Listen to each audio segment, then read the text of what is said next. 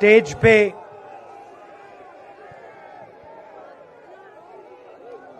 वरिष्ठ नेता, कांग्रेस पार्टी के वरिष्ठ नेता, विपक्षी दल के वरिष्ठ नेता, हमारे प्यारे कार्यकर्ता, भाइयों और बहनों, प्रेस के हमारे मित्रों, आप सबका यहां बहुत बहुत स्वागत।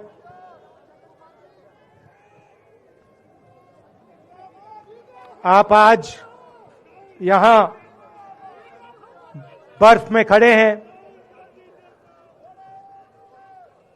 मगर आप में से किसी को सर्दी नहीं लग रही है। आप बारिश में खड़े हुए, कोई भीगा नहीं। गर्मी में आपको गर्मी नहीं लगी, सर्दी में आपको सर्दी नहीं लग रही है, क्योंकि देश की शक्ति आपके साथ है।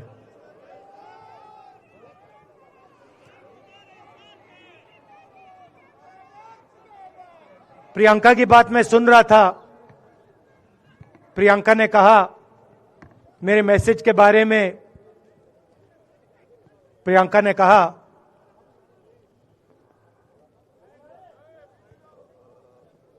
नॉर्मली होता नहीं है, मगर मेरे आंख में आंसू आए।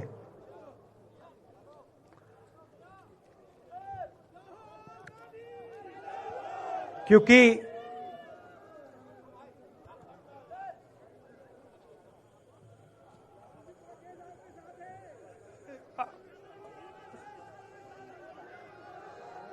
मैं कन्याकुमारी से चला, शुरुआत की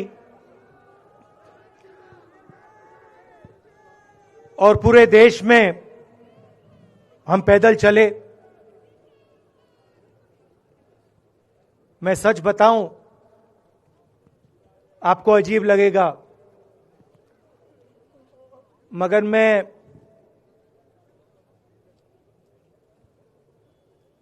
बहुत सालों के लिए हर रोज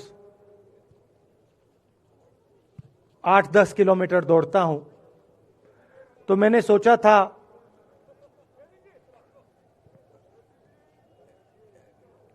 देश कन्याकुमारी से कश्मीर चलने में इतनी मुश्किल नहीं होगी। मेरे दिल में था कि आसान होगा। फिजिकली मेरे लिए ये मुश्किल काम, मैंने सोचा था मुश्किल काम नहीं होगा। शायद मैं काफी वर्जिश करता हूं, थोड़ा सा अहंकार आ गया, जैसे आ जाता है।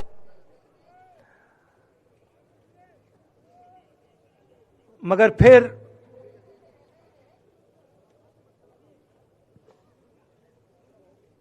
बात बदल गई। जब मैं छोटा था,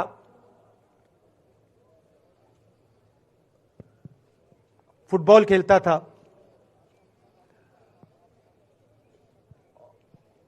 और कॉलेज में जब मैं फुटबॉल खेल रहा था, एक बार मुझे बहुत जोरों से घुटने में इंजरी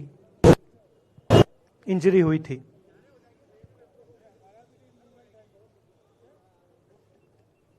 मैं उसको भूल गया था।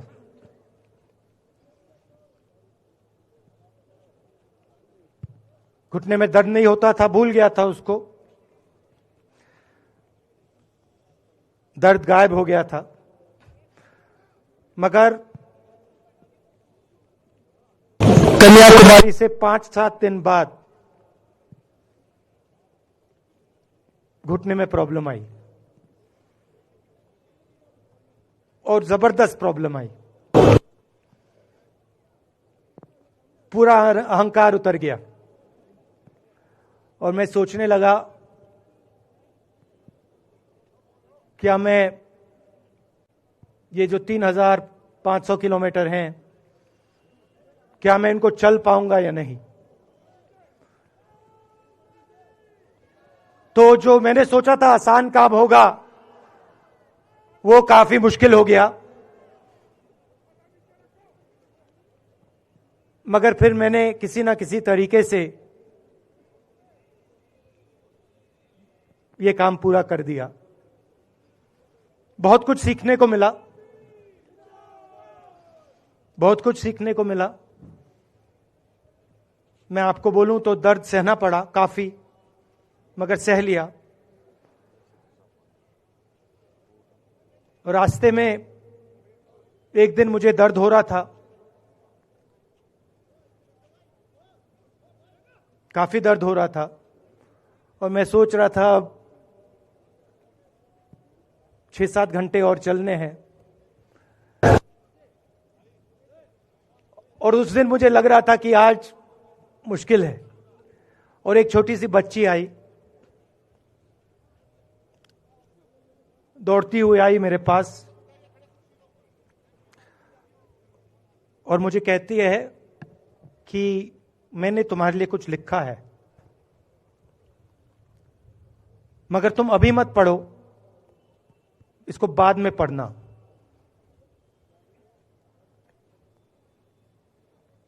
और फिर वो मुझे गले लग के भाग गई। फिर मैंने सोचा अब पढ़ता हूं क्या लिखा है।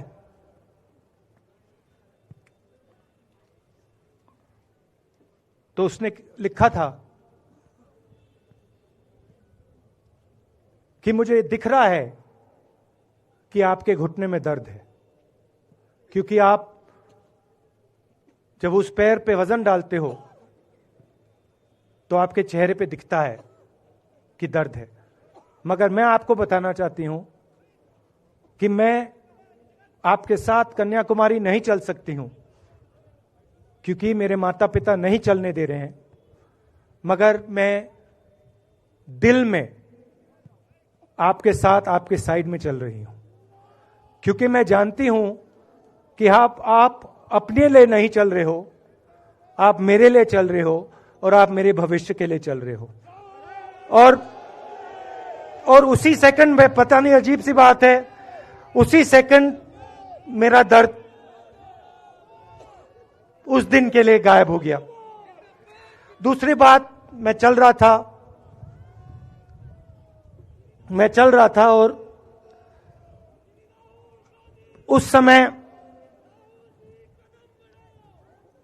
उसी समय वहां पे थोड़ी सर्दी बढ़ रही थी।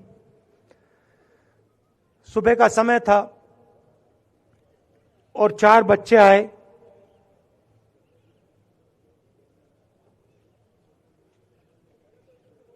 पता नहीं कहना चाहिए या नहीं।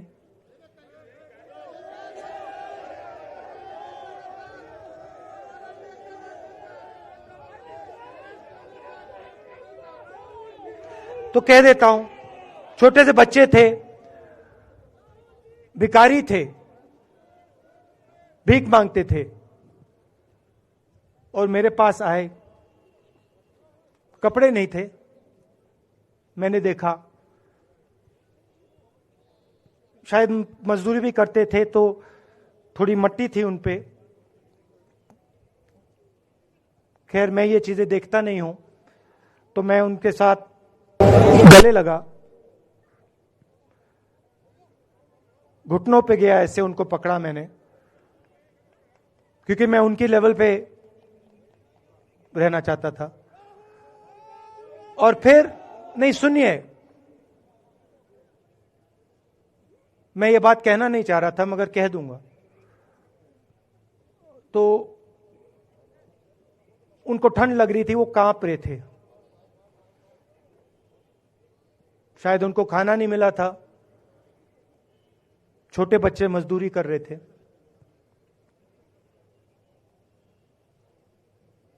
तो मैंने सोचा कि अब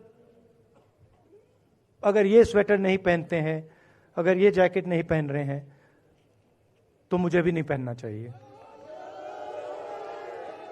मगर मैं झिझका क्यों आपको बताना चाहता हूं, मैं झिझका क्यों आपको बताना चाहता हूं। जब मैंने ये खत्म किया, मैं चल रहा था, तो हमारे साथ एक व्यक्ति थे उन्होंने मुझे मेरे कान में बोला, राहुल जी ये बच्चे गंदे हैं, इनके पास आपको ऐसे जाना नहीं चाहिए। तो मैंने उनसे कहा, वो आपसे और मुझसे दोनों से साफ हैं।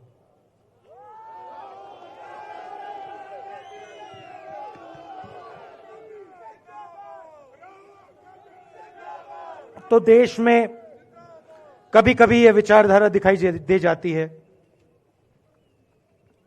दूसरी बात आपको बता देता हूं, शायद लोगों को अच्छी ना लगे। जब मैं चल रहा था, आपने देखा होगा कि बहुत सारी महिलाएं रो रही थी। आपने देखा? आपको मालूम है क्यों रो रही थी? नहीं, उसमें से बहुत सारी महिलाएं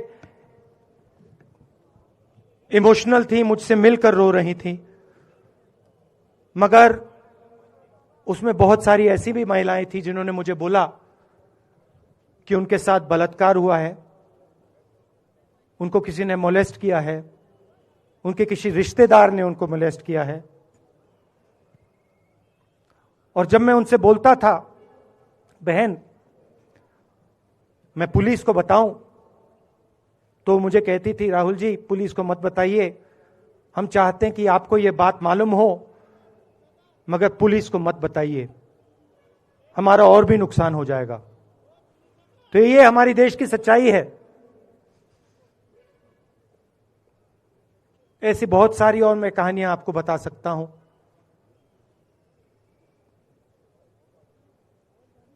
तो फिर मैं कश्मीर की ओर आ रहा था और मैं सोच रहा था कि इसी रास्ते पे मैं नीचे से ऊपर जा रहा हूं। मैं सोच रहा था कि इसी रास्ते से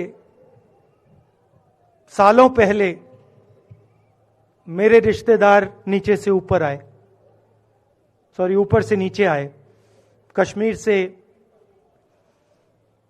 इलाहाबाद गंगा की ओर गए। और मुझे ऐसा लग रहा था कि मैं वापस अपने घर जा रहा हूं।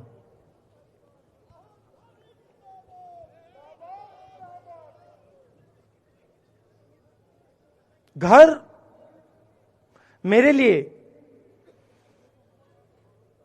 जब से मैं छोटा था, मैं सरकारी घरों में रहा हूं, मेरा अपना घर नहीं है। तो मेरे लिए घर, जिसको जो स्ट्रक्चर होता है, उसको मैंने कभी घर नहीं माना। वो मेरे लिए, मैं कहीं भी रह लूं, वो एक इमारत होती है, वो घर नहीं होता है। घर मेरे लिए एक सोच है, एक जीने का तरीका है, एक सोचने का तरीका है।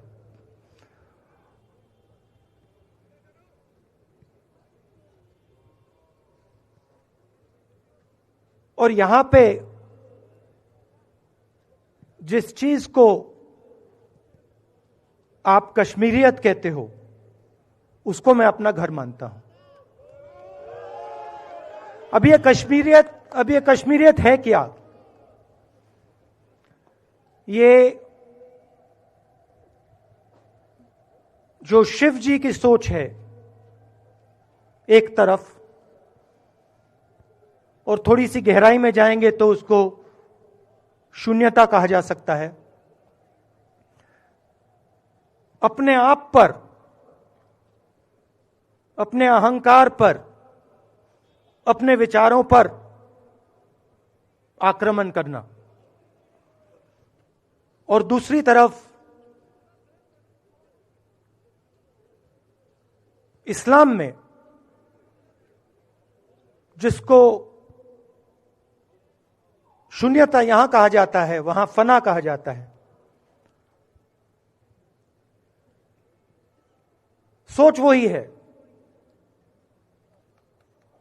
इस्लाम में फना का मतलब अपने ऊपर आक्रमण, अपनी सोच पर आक्रमण,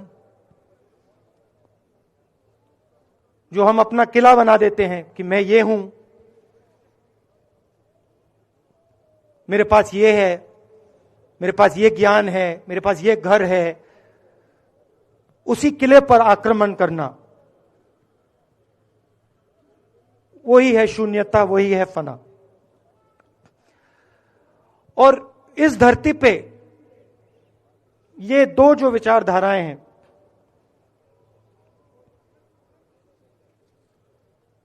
इनका एक बहुत गहरा रिश्ता है और ये सालों से रिश्ता है,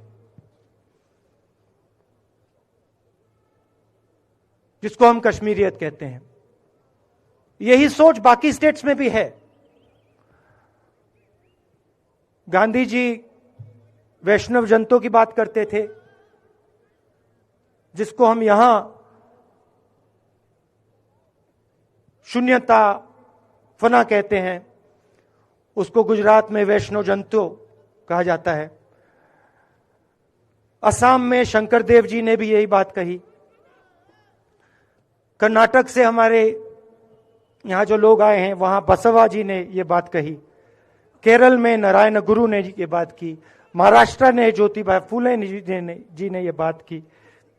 और यहां इसको हम कश्मीरियत कहते हैं। लोगों को जोड़ना और दूसरों पर आक्रमण नहीं करना, अपने आप पर आक्रमण करना, अपनी कमी देखना।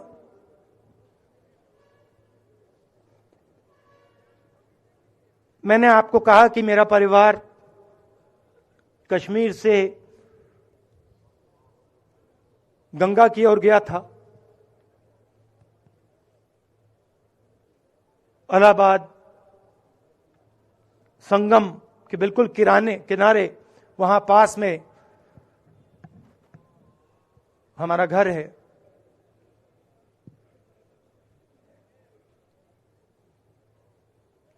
तो जब यहां से वो वहां गए, उन्होंने कश्मीरियत की जो सोच थी उसको गंगा में डाला था। गंगा में ले गए उस सोच को और उत्तर प्रदेश में उस सोच को फैलाया था, जिसको उत्तर प्रदेश में गंगा जमुना तहजीब कहा जाता है।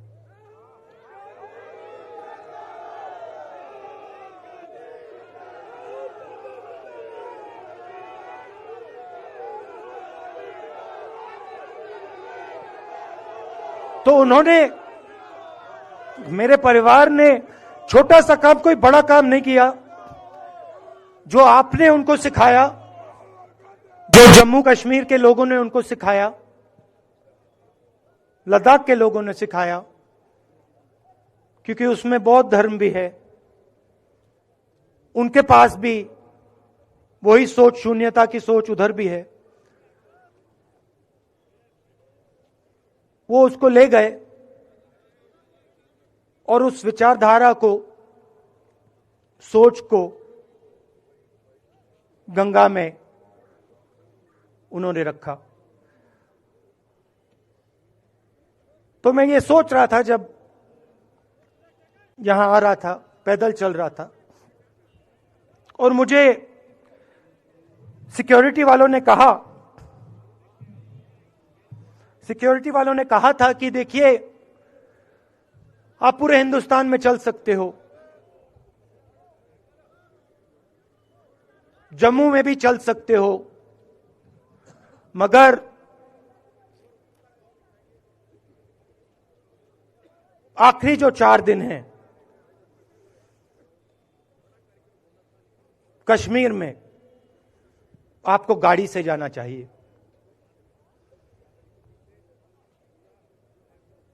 वेणुगोपाल जी ने मुझे कहा पहले, और जो ऑर्गेनाइज कर रहे थे उन्होंने कहा।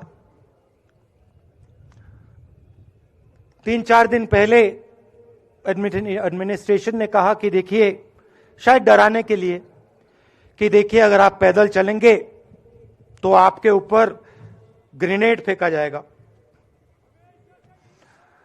तो मैंने सोचा नहीं, सुनिए, मैंने सोचा कि ऐसे करते हैं, मैं अपने घर वापस जा रहा हूं, 4 दिन पैदल चलूंगा, अपने घर के जो लोग हैं उनके बीच में चलूंगा। और मैंने सोचा कि जो मुझसे नफरत करते हैं उनको क्यों ना मैं एक मौका दूं कि मेरी सफेद शर्ट का रंग बदल दें, लाल कर दें।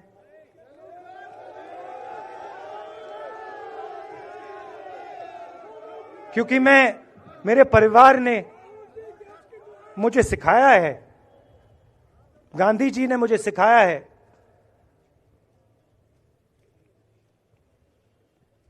कि अगर जीना है तो डरे बिना जीना है, नहीं तो जीना नहीं है। तो मैंने मौका दिया, मैंने कहा मैं 4 दिन चलूंगा, बदल दो टी शर्ट का रंग, लाल कर दो, देखी जाएगी। मगर जो मैंने सोचा था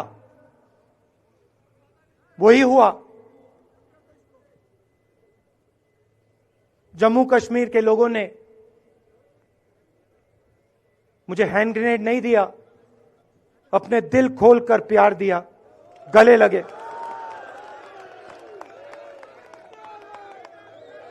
और मुझे बहुत खुशी हुई कि उन सब ने मुझे अपना माना और प्यार से बच्चों ने, बुजुर्गों ने आंसुओं से मेरा यहां स्वागत किया। मैं अब जम्मू कश्मीर के लोगों से और जो यहां हमारे सेना के लोग काम करते हैं, सीआरपीएफ के लोग काम करते हैं, उनको मैं कुछ कहना चाहता हूं। सबको, जम्मू कश्मीर के युवाओं को, बच्चों को, माताओं को, सबको, सीआरपीएफ के, बीएसएफ के, आर्मी के जवानों को, उनके परिवारों को, उनके बच्चों को मैं कहना चाहता हूं, देखिए, मैं हिंसा को समझता हूं, मैंने हिंसा सही है, देखी है।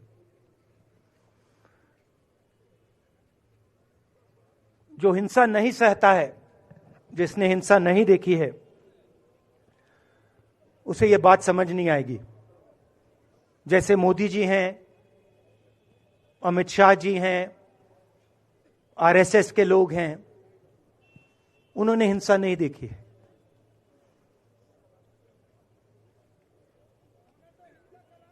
डरते हैं, नहीं डरते हैं, देखिए डरते हैं। यहां पे हम 4 दिन पैदल चले, मैं आपको गारंटी देके कह सकता हूं कि बीजेपी का कोई नेता ऐसे नहीं चल सकता है। और इसलिए नहीं क्योंकि जम्मू कश्मीर के लोग, इसलिए नहीं क्योंकि जम्मू कश्मीर के लोग उनको चलने नहीं देंगे, इसलिए क्योंकि वो डरते हैं।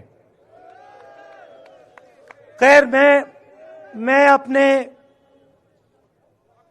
जम्मू कश्मीर के लोगों को, युवाओं को, बुजुर्गों को और आर्मी के लोगों को, सीआरपीएफ, बीएसएफ लोगों को थोड़ा सा बताना चाहता हूं। देखिए, मैं जब 14 साल का था, स्कूल में था, सुबह ज्योग्राफी की क्लास में था, मैं पढ़ रहा था, सामने बैठा था और मेरी एक टीचर आई, अंदर आई और उसने कहा, राहुल तुम्हें प्रिंसिपल बुला रहा है। मैं बदमाश था, बहुत बदमाश था जब छोटा था, बहन से पूछ सकते हो क्या क्या करता था मैं, अभी भी करता हूं।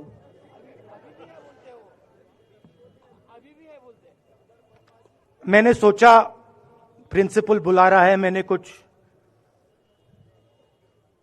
गलती की होगी, अब मार पिटेगी। वहां पे केनिंग होती थी, मैंने सोचा था अब केनिंग होगी मेरी।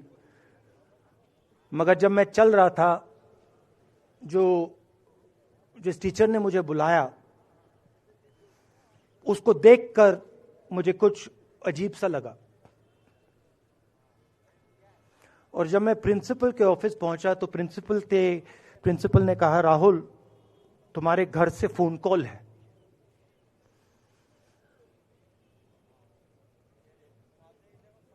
और जब मैंने उसके शब्द सुने मुझे पता लग गया कुछ गलत हो गया है।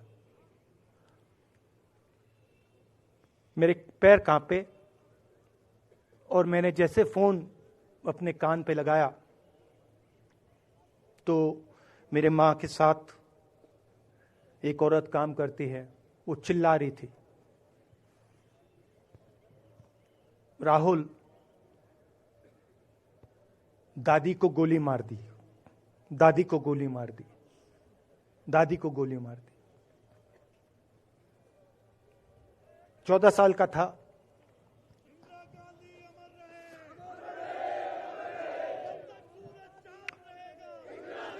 देखिए, ये जो मैं कह रहा हूं, ये जो मैं अभी कह रहा हूं, ये बात प्रधानमंत्री को नहीं समझ आएगी, ये बात अमित शाह जी को नहीं समझ आएगी, ये बात डोवल जी को भी नहीं समझ आएगी, मगर ये बात कश्मीर के लोगों को समझ आएगी, ये बात सीआरपीएफ के लोगों को समझ आएगी, ये बात आर्मी के लोगों को समझ आएगी, उनके परिवारों को समझ आएगी। तो उन्होंने मुझे कहा, नाम ओंगमू है उसका, उसने कहा दादी को गोली लग गई, दादी को गोली लग गई। और फिर मुझे गाड़ी में वापस ले गए, प्रियंका को मैंने स्कूल से उठाया, मैं वापस गए।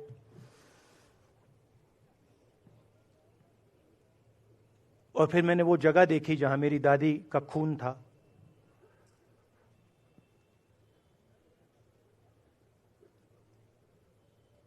पापा आए, मां आई।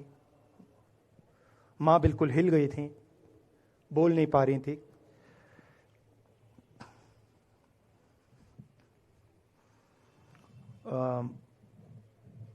हाँ,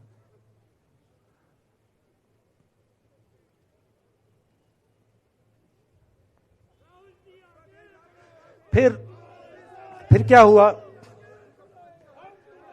तो जब जो हम लोग हैं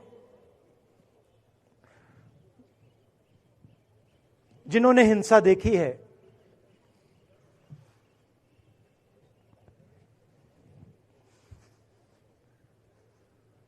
ये जो है ना, इसको हम बिल्कुल दूसरी तरीके से देखते हैं।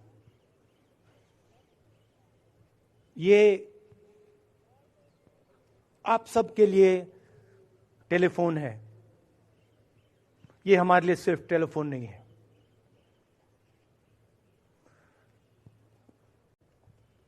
उसके बाद 6-7 साल बाद मैं अमेरिका में था और फिर से टेलीफोन आया। 21 में टेलीफोन आया। जैसे बहुत सारे, जैसे जो पुलवामा में हमारे सैनिक मरे थे, उनके घर टेलीफोन आया होगा। हजारों कश्मीरी लोगों के घर टेलीफोन आया होगा। सेना के परिवारों को टेलीफोन आया होगा। वैसा ही टेलीफोन आया। पिता के एक दोस्त थे, उन्होंने मुझे फोन किया और कहा, राहुल बुरी खबर है। मैंने उनसे कहा, मैं जानता हूं, पापा मर गए। कहते हैं हाँ। मैंने कहा धन्यवाद, फोन रख दिया। तो मेरा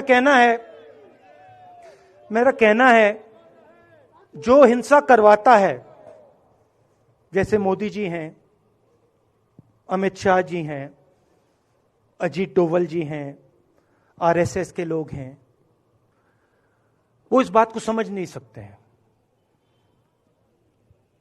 वो दर्द को समझ नहीं सकते हैं। हम समझ सकते हैं। पुलवामा के जो सैनिक थे, उनके बच्चों के दिल में क्या हुआ मैं जानता हूं। मेरे दिल में वही हुआ है जो यहां पे कश्मीर में लोग मरते हैं, उनके दिल में क्या होता है। जो फोन कॉल आता है क्या लगता है, वो मैं समझता हूं, मेरी बहन समझती है। तो कल किसी जर्नलिस्ट ने मुझसे पूछा यात्रा का क्या लक्ष्य है।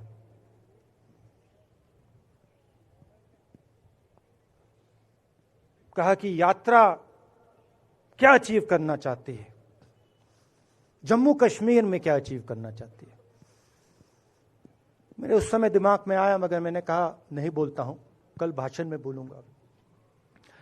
यात्रा का लक्ष्य है कि ये जो फोन कॉल हैं, चाहे ये आर्मी के हों, चाहे सीआरपीएफ के हों, चाहे ये कश्मीर के लोगों के हो, ये फोन कॉल बंद हो जाए।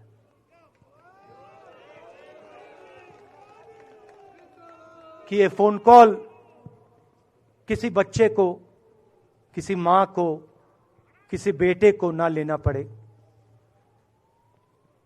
मेरा लक्ष्य ये जो फोन कॉल हैं इनको बंद करने का है। अब देखिए, बीजेपी आरएसएस के लोग आक्रमण किस चीज पे कर रहे हैं। मुझे गाली देते हैं, मैं उनका धन्यवाद करता हूं, क्योंकि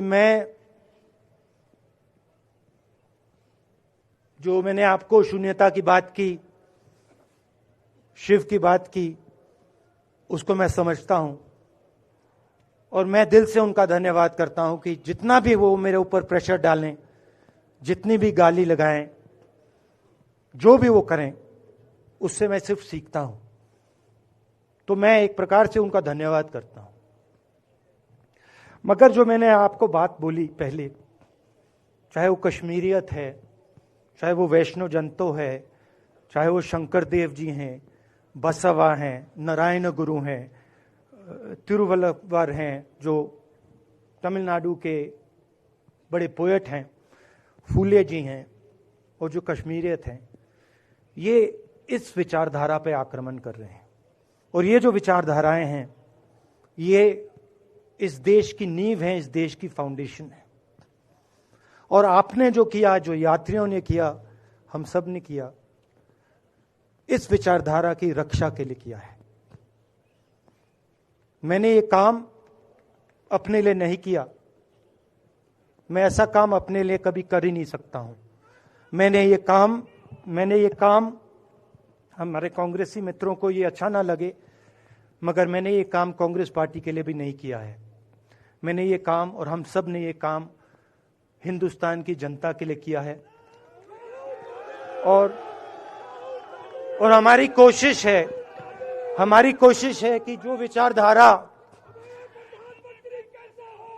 विचारधारा इस देश की नींव को तोड़ने की कोशिश कर रही है, जो विचारधारा इस देश की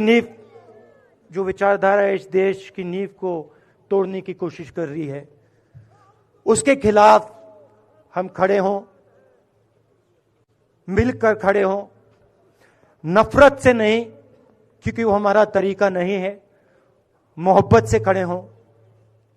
मैं जानता हूं कि अगर हम मोहब्बत से खड़े होंगे, प्यार से बात रखेंगे, तो हमें सफलता मिलेगी।